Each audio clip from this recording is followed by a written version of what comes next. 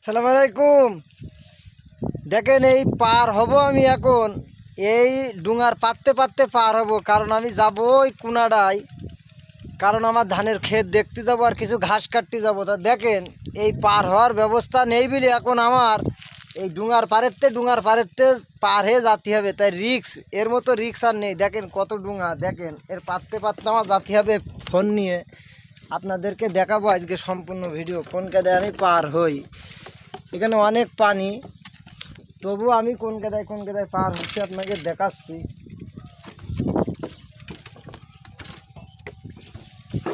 অন্তত 4টে ডুঙা পার হলাম, এখনও 2টা ডুঙা পার হতে হবে। খুব রিক্স হয়ে পার হচ্ছে আমি। আমার জন্য সবাই একটু শেয়ার করে দেবেন। আমি ধান খেতে যাচ্ছি আর কিছু গরুর খাবার সংগ্রহ করতে যাচ্ছি, বাওয়াড়ের ওই পারে যাচ্ছি। দেখেন কত ডুঙার পারে দেখেন, দেখতে পাচ্ছেন আপনারা। ওই ব্রিজটা উঁচু থাকার কারণে খুব কষ্ট হয়, এই জন্যই এই পদ্ধতি ব্যবহার আমি করলাম। ধন্যবাদ সকলের।